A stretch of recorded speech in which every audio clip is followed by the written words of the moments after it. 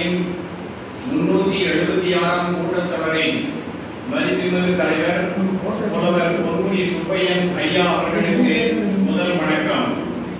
ஐயா அவர்கள் இலக்கியம் என்ற கூட்டத்தொடர் சுவையாகவும் பயனுள்ள வகையிலும் அமைய வேண்டி வெண்பா விருந்து என்ற புதிய நிகழ்ச்சியை அறிமுகம் செய்து அது அகநானூறு புறநானூறு என்பது போல வெண்பா நானூறு என நூல் வடிவம் பெற்றுள்ளது.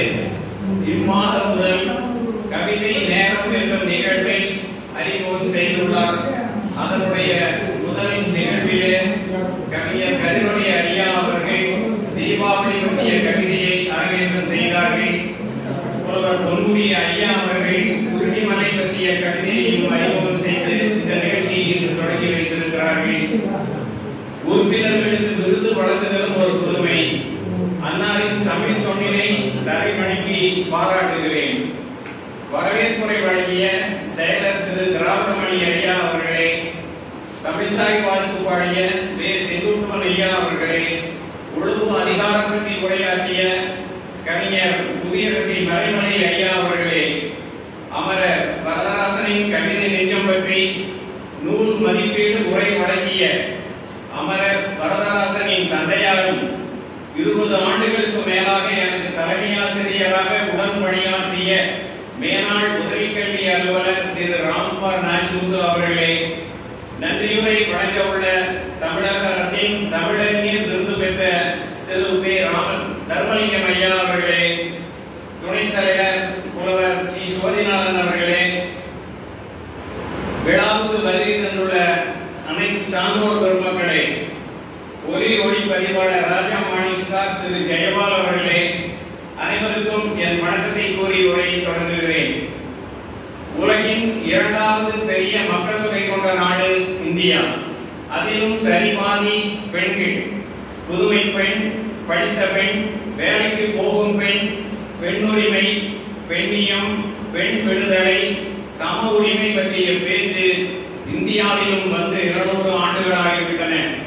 மேற்கத்திய நாடுகள் முடியாட்சியை எதிர்த்து விடுதலை பெற்ற பின்பும் உரிமைகளை ஆண் சமூகமே வைத்துக் கொண்டது. பெண்கள் தங்களுக்கு உரிமைகளை ஆண்களை எதிர்த்து போராடியே பெற வேண்டிய நிலை இருந்தது. மேற்கில் பெண்ணுக்கு கிடைத்த ஒவ்வொரு உரிமையும் பெண்கள் போராடி பெற்றவைதான். பாராளுமன்ற முறையின் தாய் என போற்றப்படும் இங்கிலாந்தில் குடியாட்சி முறை இருந்தாலும் 1928 தான் பெண்கள் வாக்குரிமை பெற்றனர். அமெரிக்காவிலும் 1928 தரப்பட்டது. சுவிட்சர்லாந்தில் 1971 தான் பெற்றனர். மேற்குலகம் பெண்களை 2ஆம் தரமாகவே நடத்தியது என்பதற்கு சான்று இது. அவர்கள் கடவுளை கூட தந்தை என்றனர். திருமணத்திற்கு முன் பதின் பருவத்தினர் குழந்தை பெற்றுக் கொள்வதும், திருமணத்திற்கு முன் காதலும், திருமணத்திற்கு பின் மன முறிவும் இயல்பாகிவிட்டது. திருமணம் செய்து கொள்ளாமலே ஆணும் பெண்ணும் சேர்ந்து வாழ்வது, தந்தை இல்லாமல் தாயுடன் மட்டும் வாழும் ஒற்றை பெற்றோர் குடும்பங்கள், ஆணும் பெண்ணும் பெண்ணும் சேர்ந்து வாழ்வது, இவை மேற்கே. இந்தியாவில் பெண் பற்றிய பார்வை மேற்கத்திய பார்வையின் வேறுபட்டது. பெண் சக்தியாக வழிபடப்பட்டாள். அம்மை நீ, அப்பன் நீ, ஒப்பிலா மாமனும் மாமியும் நீ என பெண்மை போற்றப்பட்டது இங்குதான். இந்தியாவில் பெண் கடவுளர்கள் உண்டு, பெண்களே கடவுளர் ஆவதும் உண்டு. பெண் குலதெய்வங்கள், சுமங்கலி பூஜை, கன்னியா பூஜை என்பதையெல்லாம் பெண்களுக்கு பெருமை சேர்ப்பன. நம் நாடும் தாய்நாடுதான். பாரம்பரிய இந்திய சமூகத்தில் ஆணுக்கும் பெண்ணுக்கும் ஒரே அந்தஸ்து தான். ஆணும் பெண்ணும் சமம் என்பது அரசியல் கோட்பாடு. ஆணும் பெண்ணும் தனித்தன்மை கொண்டவர்கள் என்பது இந்திய சிந்தனை. தமிழ்நாட்டில் உள்ளாட்சி தேர்தலில் பெண்களுக்கு 50 விழுக்காடு இடஒதுக்கீடு தரப்பட்டுள்ளது. இது நாடாளுமன்றம், சட்டமன்றம் இவைகளிலும் வர வேண்டும். வேட்டை சமூக அமைப்பில் பெண் தலைமை இருந்ததாக கூறுகிறார்கள். பொதுவுடைமை சமூக அமைப்பில் ஆண் பெண் ஏற்றத்தாழ்வு பெரிய அளவில் இல்லை என்பதுதான் வரலாறு. தொல்காப்பியம் பெருமையும் உரமும் ஆளுவும் எனவும், அச்சமும் நாணமும் மடமும் பெண்பார்க்கு உரியன எனவும் ஆண் ஆதிக்க அமைப்பை அமைப்பையே காட்டுகிறது. பாரதி கண்ட புதுமை பெண் நிபந்த நன்னடை கொண்டவள். நிபந்த நன்னடை, நேர்கொண்ட பார்வை, நிலத்தில் யாருக்கும் அஞ்சாத நெறிகள், திமிர்ந்த ஞான செருக்கு கொண்டவள் பாரதி படைத்த புதுமை பெண். பாரதி சொல்லுவார், நாணமும் அச்சமும் நாய்களுக்கு வேண்டுமாம் என்று சொல்லுவார் பாரதியார். சதி என்னும் உடன்கட்டை ஏறுதல் முதல் தேவதாசிகள் வரை மகளிர் இனம் பங்கப்படுத்தப்பட்டது. கற்பு பெண்ணுக்கு மட்டுமென சங்க இலக்கியம் முதல் பாரதி வரை கூறப்பட்டது. பாரதி தான் அதை உடைத்தார்.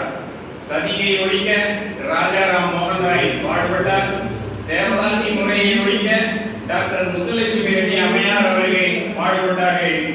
1883 மாயூரத்தை அடுத்த மூவலூர் கிராமத்தில் தேவதாசி குலத்தில் பிறந்து இளம் வயதிலேயே ஒட்டுக்கட்டப்பட்ட தமிழின பெண் நாவலாசிரியர் மூவலூர் ராமாமிர்தம் அம்மையார். அவரது நாவலை வெளியிட எதிர்ப்பு. 323 பக்கங்கள் கொண்ட தனது நாவலை வெள்ளை துறைச்சி அம்மையார் என்ற ஜமீன்தாரணி ஒருவரது உதவியால் அவர்கள் அந்த நூலை வெளியிட்டார்கள். 1930 டாக்டர் முத்துலட்சுமி ரெட்டி அவர்கள் தேவதாசி முறை ஒழிப்புக்கு மசோதா தீர்மானம் கொண்டு வந்த பொழுது சொந்த கட்சிக்காரர்களே எதிர்த்தார்கள். 1937 ராஜாஜி முதல்வராக இருந்த போதும் அம்மசோதா விவாதத்திற்கு எடுத்துக் கொள்ளப்படவில்லை. ராஜாஜி எதிர்த்தார், சத்தியமூர்த்தியும் எதிர்த்தார். கடைசியாக 1947 இம்மசோதா நிறைவேற்றப்பட்டது. கவிஞர் புவியரசு அவர்கள் கண்மணி சோபியா என்ற ஒரு புதினத்தை எழுதியிருக்கிறார்கள். அந்த புதினத்தை அவர் யாருக்கு படைக்கிறார், காணிக்கையாக்குகிறார் பாருங்கள். இந்நூலை யாருக்கு காணிக்கையாக்குகிறார்?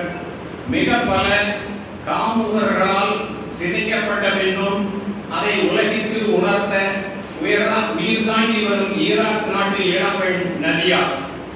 பாலியல் வன்முறைக்கு ஆளாகி 42 ஆண்டுகள் கோமாவில் கிடந்த அருணா.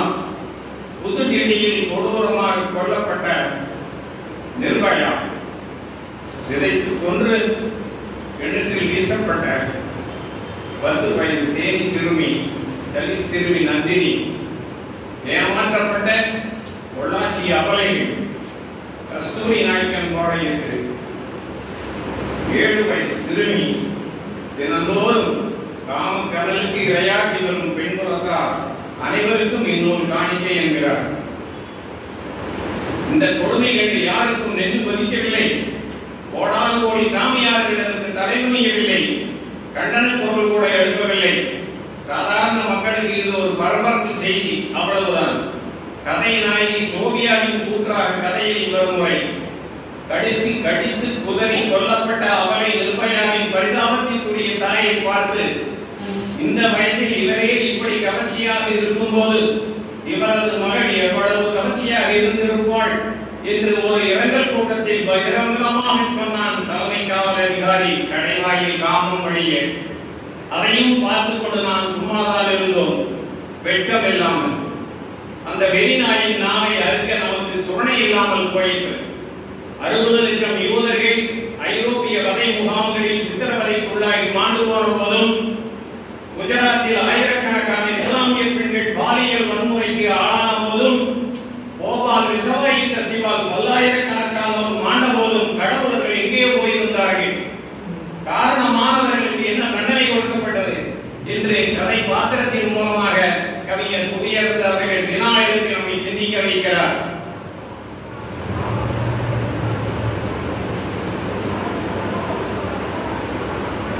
கண்மணி சோபியா ஒரு கணிப்பொறி நிறுவனத்தில் பணியாற்றக்கூடிய ஒரு ரோபோ பெண்.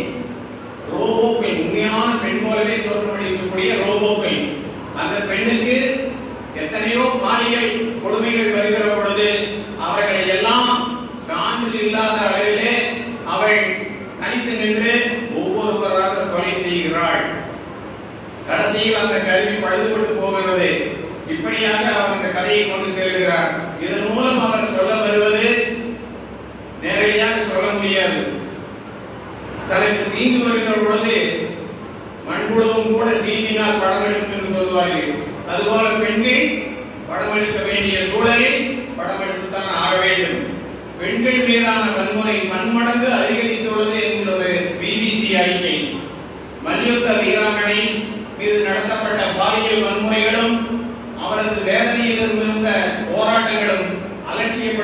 இருக்கிறது.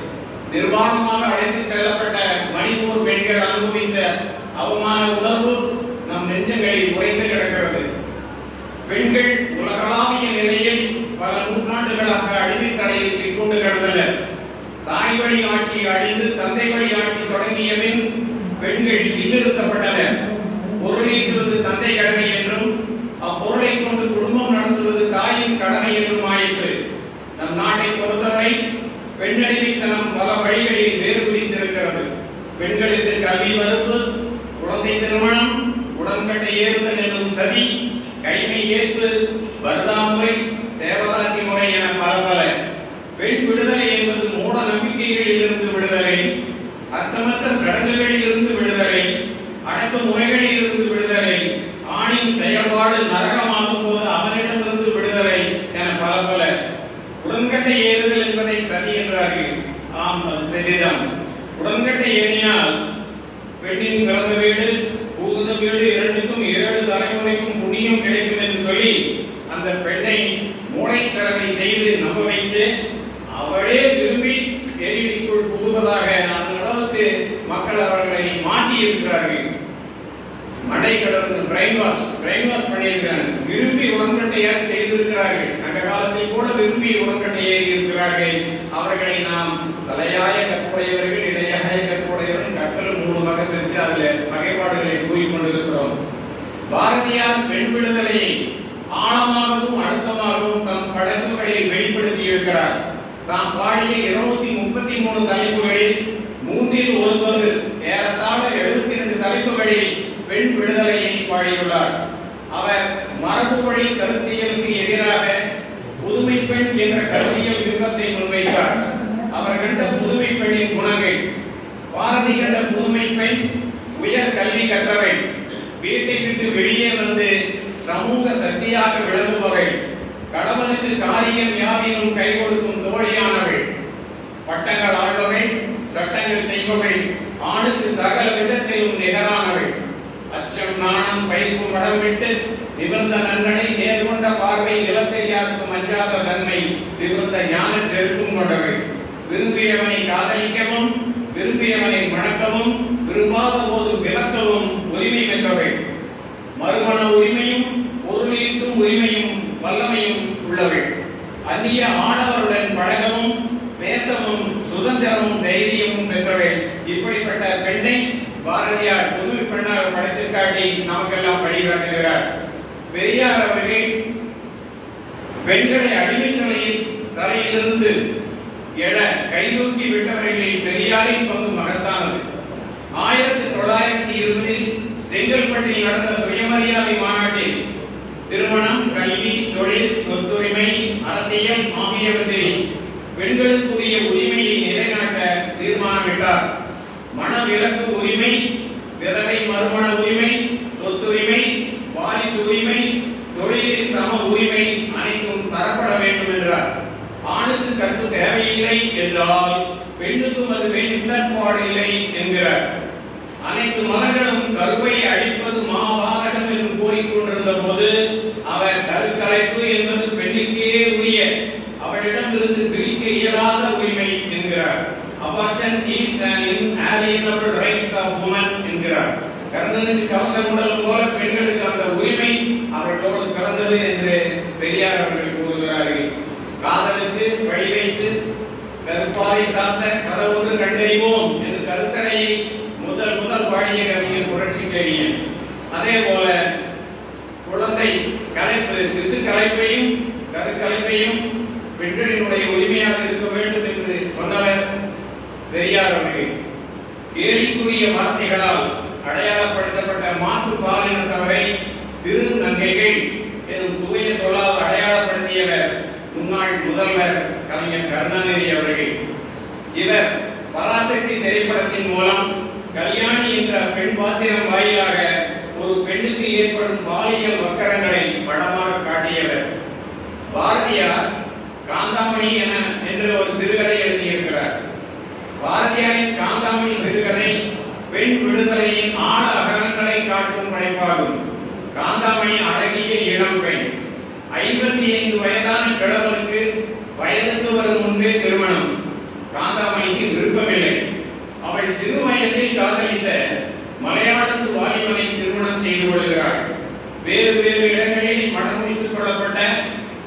பார்த்தசாரதி ஐயங்காரும் அவரது காதலியும் ரங்கூன் சென்று திருமணம் செய்து கொள்கிறார்கள். இவ்விரு திருமணங்களும் காதல் மனம் மட்டும் அல்ல, கலப்பு மனங்களும் ஆகும்.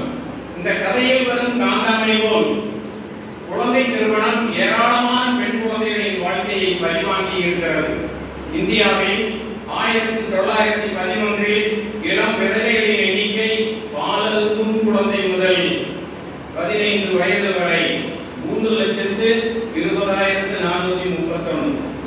1921 ஒரு வயதிலிருந்து 30 வயது வரை 11,63,720. பாரதி இப்ப ஜனத்தொகை 100 கோடி தாண்டி இருக்கு. பாரதியார் 30 கோடி உடையாள் அப்படின்னு சொன்னாரு. அதுக்கு அதை விட குறைவாக இருக்கு. பார்த்தா 0.3 விழுக்காடு 0.5 1000க்கு 3 குழந்தைங்க 5 குழந்தைங்க பாலிய சிறு வயதிலேயே குழந்தை திருமணம் செய்யப்பட்டு விதவையாக்கப்பட்ட அந்த குழந்தைகள் தான். 1930 திருமண வயது ஆணுக்கு 18, பெண்ணுக்கு 14, பின்னர் 21 என்றும் 18 என்றும் மாறியது. தமிழில் முதல் சிறுகதை பாவேசு ஐயரின் குளத்தங்கரை ஆலமரம் என்று சொல்வார்கள். காலம் 1915. பாரதியார் 1910 6 1 பங்கு என்னும் சிறுகதையை எழுதியுள்ளார். சிறுகதை என்னும் நவீன வடிவத்தை தமிழுக்கு தந்தவர் பாரதியார். அதனால்தான் அவர் கதையை முதலில் கூறினேன்.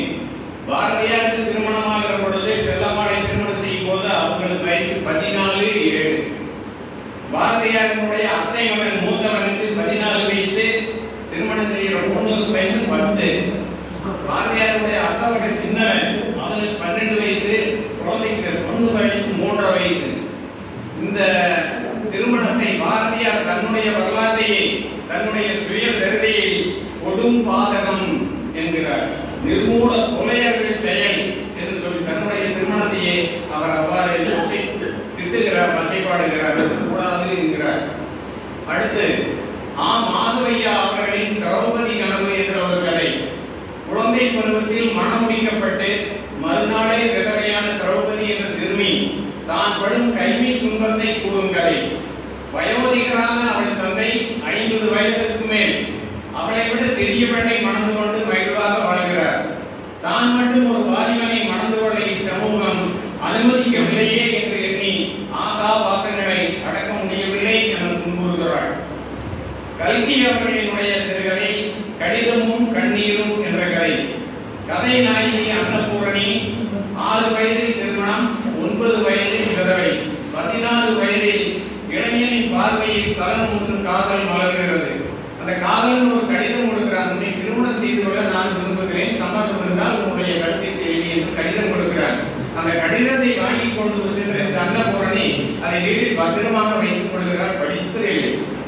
பிறகு 1 வருடம் கழித்து அவள் படித்து கல்வியை பெற்று பிறகு அந்த கடிதத்தை எடுத்து பார்க்கிற பொழுதுதான் தெரிகிறது அவளுக்கு வந்த காதல் கடிதம். அந்த கடிதம் அப்பவே அவளுக்கு படிக்க தெரிஞ்சிருந்தா அவனை திருமணம் பண்ணி வாழ்க்கை அமைந்திருக்கு. கல்வி அறிவு இல்லாததுனால தன்னுடைய வாழ்க்கையே இழந்து விட்டோமே என்று அந்த அன்னபூரணி வருத்தப்பட்டு வாழ்க்கையை இழந்ததை ஈடுகட்ட அவள் தன்னை போல கல்வி அறிவு இல்லாத பெண்களுக்கும் கணவனால் கைவிடப்பட்ட பெண்களுக்கும் கல்வி போதிக்கின்ற பணியை தன் வாழ்நாள் முழுவதும் செய்து வந்தாள் என்று கல்வி அவர்கள் கடிதமும் கண்ணீரும் என்ற கதையிலே கூறுகிறார். பூபா ராஜகோபால் அவர்கள் மணிக்கொடி எழுத்தாளர்களில் குறிப்பிடத்தக்கவர். தம் கதையில் பால் உணவு சிக்கலை துணிச்சலுடன் கையாண்டுள்ளார். தம் திரை என்னும் கதையில் இளம் விதவை பெண் தன் தங்கை கணவன் மீது காதல் கொள்கிறாள். தங்கை கணவன் மீது காதல் கொள்வது கூடாதுதான். ஒரு நாள் தங்கை கோயிலுக்கு சென்று விடுகிறாள். இவள் இருக்கிறாள், தங்கை கணவன் மட்டும் வீட்டில் இருக்கிறார். அப்பொழுது இவள் என்ன செய்கிறாள்? தன்னுடைய உணர்வுகளை கட்டுப்படுத்த முடியாது தங்கை கணவனிடம் தன்னுடைய காதலையும் விருப்பத்தையும் தெரியப்படுத்துகிறாள். இது பண்பாட்டு அடிப்படையில் சரி அன்று எனினும் அவ்வுணர்வு இயற்கையானது என்பதையும் அந்த பெண் வெளிப்படுத்தியதும் புரட்சியாகும். தாமொரு வேட்கை முந்துர கிடத்தல் தேருங்காலில் மகளூரு கிளை என்று தொல்காப்பியம் கூறும். தாம் ஒரு வேட்கை முந்துர கிடத்தல் தேருங்காலை மகளூரு கிளை என்று தொல்காப்பியம் சொல்லும். அதாவது ஒரு பெண் தான் விரும்பிய காதலனை நான் உன்னை காதலிக்கிறேன், காதலிக்க விரும்புகிறேன் என்று சொல்வது கூட பெண் சொல்லக்கூடாது. ஐ லவ் யூ ஆம்பளை தான் சொல்லணும் பொண்ணுக்கு, பெண்ணு ஆணுக்கு சொல்லக்கூடாது என்பதுதான் தொல்காப்பிய மரபு. அப்படி இருந்தால் அவர்களுடைய உணர்வுகளை எப்படி அவர்கள் வெளிப்படுத்துவார்கள் என்றால் மெய்ப்பாடுகள் மூலமாக, சொல்லால் அல்ல, மெய்ப்பாடுகள் மூலமாக அவர்களுடைய உணர்வுகளை வெளிப்படுத்துவார்கள் என்று தொல்காப்பியர் சொல்லுகிறார். திரைப்படத்துல இது ஒரு புரட்சியர், பெண் தன் காதலை வெளிப்படுத்துவது புரட்சியர். திரைப்படத்தில் ஒரு பாடல், உன்னை கண் தேடுதேன், உன்னை கண் தேடுதேன் உறங்காமலே என் எழில் வாடுதேன், கண் பேசும் ஆவல் புரியாததோ, புரியாத பாவனை இனிமேலும் தேவையோ என்ற ஒரு பாடல். அதாவது பெண் தன்னுடைய காதலையும் விவகாரத்தையும் தலைமுறை செய்கிற மாதிரி இது ஒரு பெரும் புரட்சியான ஒரு பாடல் தான் இந்த பாடல். காதலுற்ற பெண் என்ன செய்வாள்? அவளுடைய மெய்ப்பாடு திரைப்பட பாடல்கள் வந்து ஒரு கண்ணை சாய்க்கிறான், ஒரு கண்ணால் பார்க்கிறான், உதட்டை கடிச்சுக்கிட்டு மெதுவாக சிரிக்கிறான் சிரிக்கிறான் சிரிக்கிறான், காலாலே நிலத்திலே கோலம் போட்டு காட்டுறா, கம்பி போட்ட ஜன்னலிலே கண்ணத்தை தேய்க்கிறார். மெய்ப்பாடுகள் வெளிப்பாடுகள். வள்ளுவர் சொல்றாரு, தலை யான் நோக்கும் காலை நிலம் நோக்கும், நோக்கால் மேல் நோக்கி மெல்ல. வள்ளுவரும் பெண் தன்னுடைய மெய்ப்பாட்டை வெளிப்படுத்துவதை கூறுகிறார். இந்த பகுதிகள் எல்லாம் சுவையான பகுதிகள் தான். ஆனால் இந்த பகுதிகளை எல்லாம் அந்த 1 வயது முதல் 30 வயது வரை 3 லட்சம் குழந்தைகள், இளம் விதவைகள் அவருடைய வாழ்க்கையில் இந்த பக்கமே இல்லையே. கதை நூலில் ஒரு சில பக்கங்களை காணவில்லை சொல்றாங்க. வாழ்க்கையில ரொம்ப முக்கியமானது, அடிப்படையானது பசி, தாபம், பாலுணர்வுன்னு சொல்லுவோம். கங்கர், தர்ஸ்ட் அண்ட் லஸ்ட்ங்க. இதுல ஒரு பகுதியே என்ன ஆயிடுச்சு, இந்த பெண்கள் தன்னுடைய வாழ்க்கையே அது மாதிரி இருக்கக்கூடிய அந்த இடம் பெண்களினுடைய வாழ்க்கையை தான் இந்த சமயத்தில் நாம் சிந்தித்து பார்க்க வேண்டும். சிந்தித்து பார்த்து செயலை மாற்றவும் வேண்டும் என கேட்டுக்கொள்கிறேன். விறகு வெட்டி கதை உங்களுக்கு தெரியும். விறகு வெட்டியும் பல தேவதையும் ஒரு கதை. ஒரு விறகு வெட்ட காட்டுக்கு போறேன், கோடரி ஆத்துக்கூட விழுந்துருது. ஐயோ ஆத்துல விழுந்துருச்சேன்னு சொல்லி அவன் வனதேவதையை வேண்டும்னு வனதேவதை வந்து நீரில் மூழ்கி ஒரு கோடரி, தங்க கோடரி காட்டுது, இது உன்னோடதான் இல்லைன்றவன்.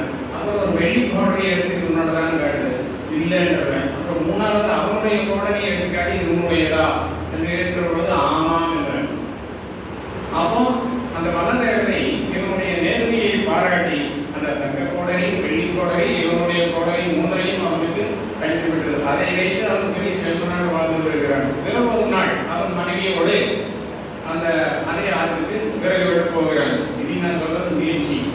இந்த கதை முடிஞ்சது. நீ நான் சொல்றது சரடு பிரிக்கிறேன். இன்னி அவன் அந்த வீடு அவன் போறான், விறகு வெட்டுறான். விறகு வெட்ட போனவன் அப்ப என்ன ஆகுது, இவனுடைய மனைவி தவறி ஆற்று விழுந்தாங்க. மனைவி தவறி ஆற்று விழுந்தாங்க.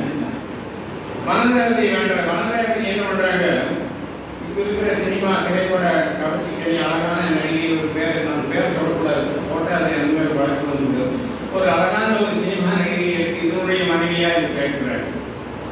இல்லை அப்படின்றாங்க. அப்படி இன்னொரு அழகி, திரைப்பட அழகி எடுத்து இதனுடைய மனைவியான்னு கேட்கிறாங்க, இல்லைன்றாங்க. அதுக்கு பிறகு அந்த வனதேவதை நீரில் மூழ்கியது. இவன் வீட்டுக்கு ஓடி வந்து விட்டாங்க. அப்புறம் சாயந்தரம் அந்த அம்மா வருது, ஏயா தாலி கட்டின புதுசா விட்டு போட்டு ஓடி வந்துட்டிய நியாயமா, நீ எப்படி வந்தேன்னு. நான் அப்படியே வரதாங்க என்னை காப்பாற்றி விட்டு நான் வந்து செய்யிட்டேன் அப்படின்னு. நீயே ஓடி வந்தீங்க. ஆமாமா எனக்கு கதை தெரியும். உன்னுடைய நீ உன்னை எடுத்துக்காட்டா இருந்தேன் நான் மனைவின்னு சொல்லுவேன். உன்னுடைய நேர்மையை பாருங்க, 3 மனைவியை தரேன்னு சொல்லுவாரு. 3 கூட்டி வந்தா நம்ம 2 பேரும் என்ன செய்யணும், அவங்களுக்கு வேலை செய்ய வேண்டிய கட்டாயத்துக்கு தள்ளப்படுவோம். இந்த குழந்தை தேவையா, நீயே ஆத்தோட ஒன்றாவது வரல, நான் நீ அவங்களுக்கு சேவை செய்யற சிக்கல்ல மாட்டிக்கூடாது வந்துட்டாங்க. இது கதையை நீண்டது. அதுபோல இந்த கம்பராமாயண கதையை நீட்டுறாங்க 2-3 கதாசிரியர்கள்.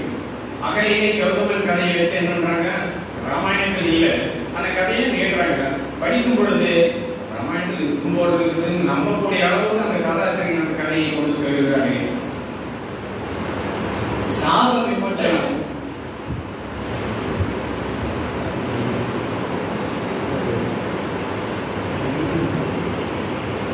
சாப விமோசனம் என்ற புதுமை பித்தன் கதை. கம்பர் தன் காவியத்தில் அகலிகை ராமனால் சாப விமோசனம் பெற்றாள் என்பதோடு அவர் கதையை முடித்து விடுகிறார்.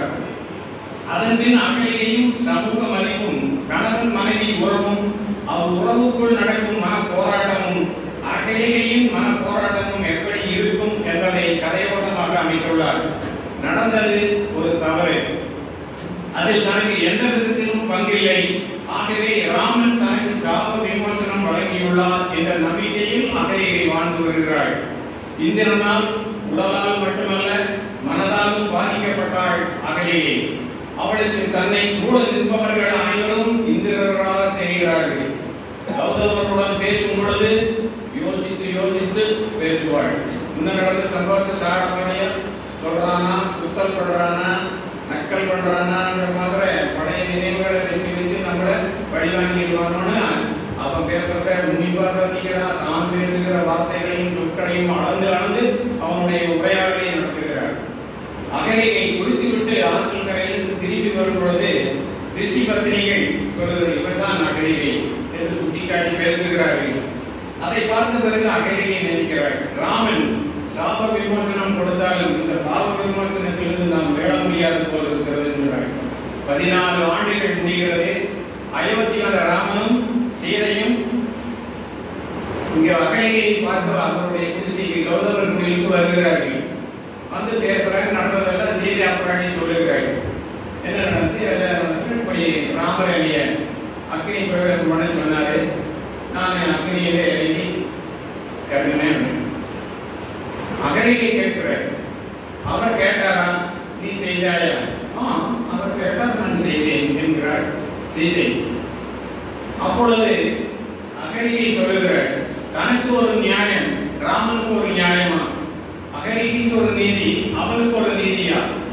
அவர் கேட்டாரா என்று கேட்டவர்கள் பிறகு அவன் கேட்டானா என்று கேட்கிறாள். ராமன் அப்பதான் அதெல்லாம் போச்சு, அதெல்லாம் போச்சு, அவன் கேட்டானா என்று அகலிகை கோபப்பட்டு கேட்கிறாள். அகலிகைக்கு ஒரு நீதி, அவனுக்கு ஒரு நீதியாய் என பொங்கினாள். தன்னை புரிந்து கொள்ளாது சாபமிட்ட கௌதமனும் சீதையை புரிந்து கொள்ளாது அக்னி பிரவேசம் செய்த ராமனும் ஒன்றாகவே தெரிந்தார்கள். இந்திரர்களும் கௌதமர்களும் ராமர்களும் நிறைந்த உலகில் வாழ்வதில் அர்த்தம் இல்லை என்று தோன்றியது. அகலிகை மீண்டும் கல்லானாள், மனச்சுமை வழிந்தது என்று புதுமை பெற்ற கதையை முடிக்கிறார். மணிக்கொடி எழுத்தாளர் சிட்டி என்பவர் கௌரவ நாசம் என்ற ஒரு கதை. இது ஒரு குழந்தை திருமண கதை. பெண் பருவமடைவதற்கு முன்னாலேயே திருமணம் செய்து கொடுக்கப்படுகிறார். பிறகு பருவமடைந்த பிறகு உங்கள் வீட்டில் கொண்டு வந்து விடுகிறோம் என்று அந்த குழந்தையை கூட்டி சென்று விடுகிறார்கள். உள்ள அந்த வீட்டிலிருந்து பையன் இந்த வீட்டில் இடையில அந்த 2 குடும்பங்களுக்கு சண்டை வந்தது. அதுக்கு பிறகு என்ன, இவங்க அந்த பொண்ணு வேண்டாம், வேற பொண்ணு பார்க்கலாம், வேற பொண்ணு பார்க்கணும். அப்போ அந்த பொண்ணு என்ன பண்றான், தன்னுடைய நிலைமையை ஒரு கடிதத்தில் எழுதி வைத்துவிட்டு கடலில் விழுந்து விடுகிறாள் என்று கதையை முடிக்கிறார். இந்த கடிதத்தில் எழுதி வச்சுட்டு கடல் கொடுக்கிறது, மாமியா இப்படியெல்லாம் கொடுக்கணும், டைரியில் எழுதி வச்சுட்டு தற்கொலை பண்ணிக்கிறது, இதெல்லாம் பின்னால் வருது. இதெல்லாம் என்னன்னா மரண வாக்குமூலம். மருந்து அருந்தியாவே அவன் 10 நிமிஷம் இறந்து போயிருவான்னா டாக்டர்கிட்ட மரண வாக்குமூலம் கொடுக்குறோம். மரண வாக்குமூலம் என்பது உண்மையும் பயம் அழுத்தமான ஒரு சான்றாக இருந்து குற்றவாளி தண்டனை பெற்று தரக்கூடியது. அதுபோல இந்த இடத்துல சொல்றாரு, என்ன பண்ணணும் அப்படிங்கிறது என்ன ஆகுதுன்னா, இதை நாம இப்படி பண்ணுங்க, கடிதம் எழுதி வச்சு தற்கொலை பண்ணிக்கணும்னு சொல்றது இல்லை. அல்லது அவனை ஒரு முதல்ல கதையை சொன்னேன்,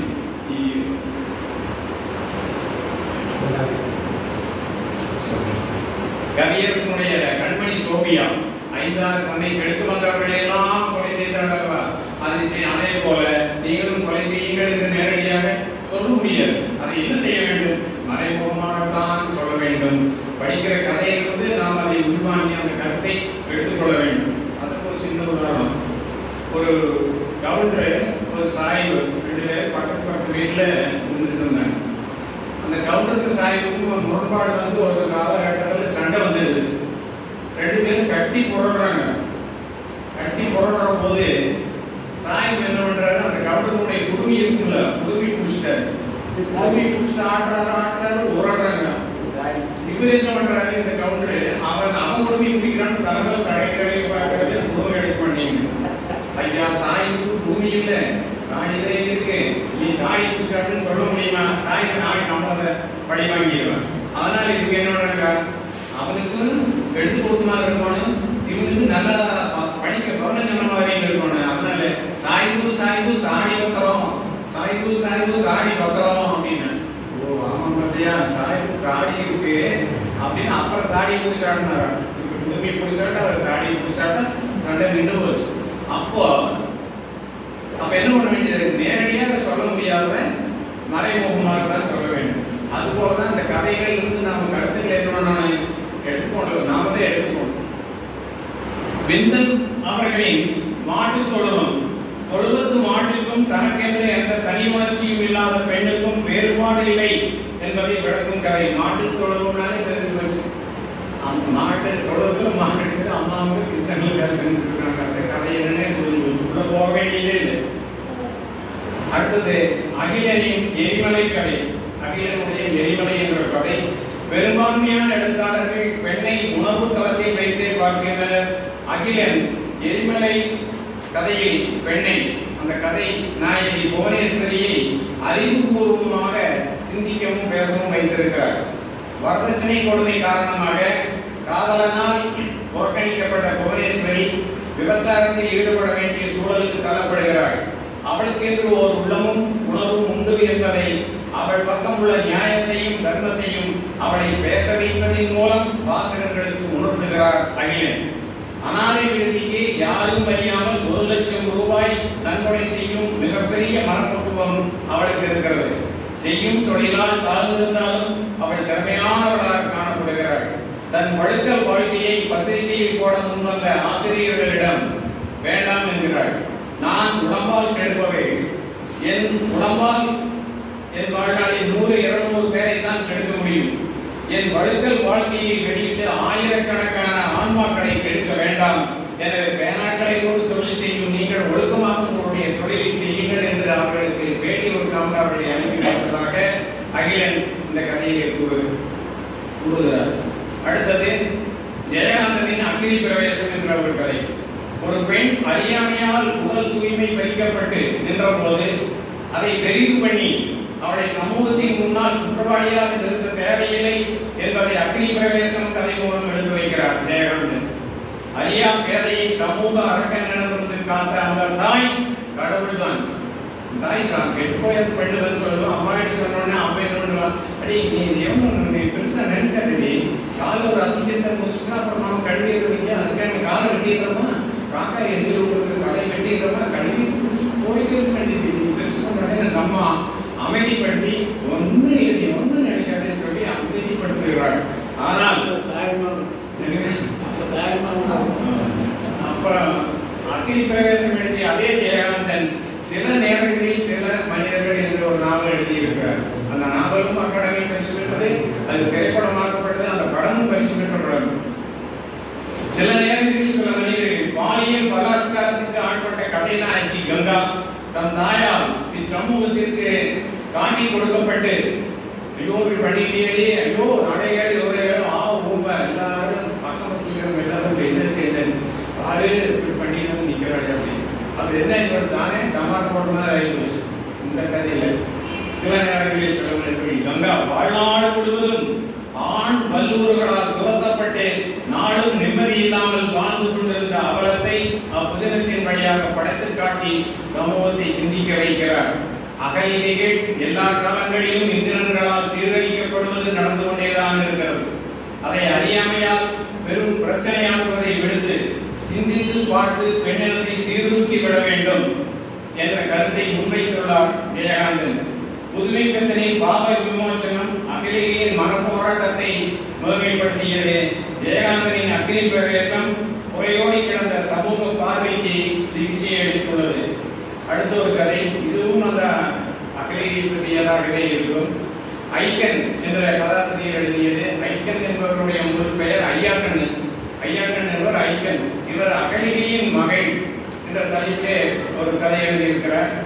ஒரு பெண் ஒரு நாடகம் போடுறாங்க. கல்லூரியில் படிக்கிற போது ஒரு நாடகம் போடுறாங்க. நாடக போட்டி கல்லூரிகளுக்கிடையே நடக்கிறது. அதுல இந்த கௌதமர் பகுதியை எடுத்து நாடகம் போடுறாங்க. அதுல அந்த கதையின் பெயர் கௌதமர் கல்லாகிறார். கௌதமர் சொல்றார், அடி துரோகி, இந்த புனிதமான ஆசிரமத்தை உன் காம களியாட்டத்திற்கு இடமாக்கி விட்டாயே. கணவனை ஏமாற்றி விட்டு கள்ள புருஷனோடு சேர. அப்புறம் எடுத்து புள்ளி வச்சு விட்டாரு. அதுக்கு என்னன்னு தெரியும். சி பேசி கணவனுக்கும் காமாந்தகாரனுக்கும் வித்தியாசம் தெரியாமல் கல் மாதிரி கிடந்த நீ இனிமேல் கல்லாக கடவுள். அதை நிறுத்துங்கள் சுவாமி, நான் கேட்கும் கேள்விகளுக்கு பதில் சொல்லிவிட்டு உங்கள் சாபத்தை அழியுங்கள். ஒரு மனைவியின் கடமையை மறந்து தவறிவிட்டதற்காக என்னை சபிக்கிறீர்களே, நீங்கள் உன் கணவருக்குரிய கடமையை சரியாக நிறைவேற்றினீர்களா? சுவாமி, அம்மி செய்வதற்கான கல்லாக இன்று என்னை சபித்திருக்கிறீர்கள். அன்று நாம் பாணிக்கிரகத்தின் பொழுது அம்மி மிதித்து இன்ப துன்பங்கள் எல்லாவற்றையும் சேர்ந்து அனுபவிப்போம், இறுதி வரை உன்னை காப்பாற்றுவேன் என்று உறுதிமொழி எடுத்தீர்களே, அது என்ன ஆயிற்று? முருகப்பெருமானை ஏமாற்றி கணேசர் பார்வதி பரமசிவனை சுற்றி வந்து மாம்பழத்தை பெற்றார். அதுபோல நீ என்ன செய்தாய்? எங்க அப்பா உங்களுக்கு அப்பா ஒரு போட்டி வைக்கிறார். 7 புவனத்தையும் சுற்றி வந்தவர்களுக்கு தான் என் பெண்ணை கொடுப்பேன் என்று. அப்பொழுது நீர் என்ன செய்தீர் கௌதமரே? நீர் ஒரு பசுமாட்டை சுற்றி வந்து இந்த பசுமாட்டில் 7 புவனங்களில் இருக்கக்கூடிய அத்தனை தேவர்களும் இந்த பசுமாட்டில் இருக்கிறார்கள் என்று வியாக்கியானம் சொல்லி என் தந்தையை மூளைச்சகவை செய்து என்னை மனைவியாக அடைந்திருந்தானே நீ 14 புவனையும் சுற்றிவிட்டதாக வியாக்கியானம் செய்தீர்கள். அப்போ என்னை திருமணம் செய்துள்ள இந்திரனும் வந்திருக்கிறான். இந்திரனும் உன்னை அடைந்தே தீருவேன் என்று கங்கணம் கட்டிக் கொண்டிருக்கிறான் என்பது உங்களுக்கு தெரியும் அல்லவா? அதனால நீங்க வேதவதி என்னும் பெண் ராவணனுக்கு சாபமிட்டாள் அல்லவா? நீ விரும்பாத பெண்ணை தொட்டால் உன் தலை சுக்குநூறாக போவது என்று சாபமிட்டாள். அதுபோல முக்காலும் முழுந்த ஞானியான நீ அதே இந்திரனால் தன் மனைவிக்கு ஒரு தீங்கு வந்தாலும் வரும் என்று உணர்ந்து நீ என் மனைவியை தொட்டால் இதாக கடவாய் அதாக கடவாய் என்று சொல்லி ஒரு சாபம் விட்டிருக்கலாம் அல்லவா? நீ செய்தீர்களா என்று கணவனை பார்த்து கேட்கிறார். பெண்களை பலவீனமானவர்கள், வேத மந்திரங்கள் சொல்வதற்கு கூட அவர்களுக்கு உடலிலே பலமில்லை என்று சொல்வீர்கள். அப்படிப்பட்ட பெண்ணினத்தை சேர்ந்த என்னை நீங்கள் இந்த சமயத்திலே காப்பாற்றாமல் கைவிட்டது எப்படி நியாயமாகும்? உங்கள் மனைவி மிக்க பதிவிரதை, 8வது கிருத்தியாக உலகில் வாழ வேண்டும் என்று மந்திரம் சொன்னீர்களே, அந்த மந்திரம் என்ன ஆயிற்று? திருமணத்திற்கு பிறகு கணவன் மனைவி உடலும் உயிருமாக வாழ்கிறார்கள் என்று சொல்வார்களே, என்னை மட்டும் பணியாக்கிவிட்டு நீங்கள் ஒதுக்கிக் கொள்வது சரியா சுவாமி? பாணிக்கிரக மந்திரம் சொல்லுகிற பொழுது மற்றவர்கள் எல்லாம் பொருள் புரியாமல் சொல்லலாம். ஆனால் அந்த மந்திரத்தின் பொருளோடு சொன்ன நீங்களே அதை மீறி இவ்வாறு செய்யலாமா சுவாமி என்று கணவனிடம் கேள்வி கணைகளை கொடுக்கிறாள்.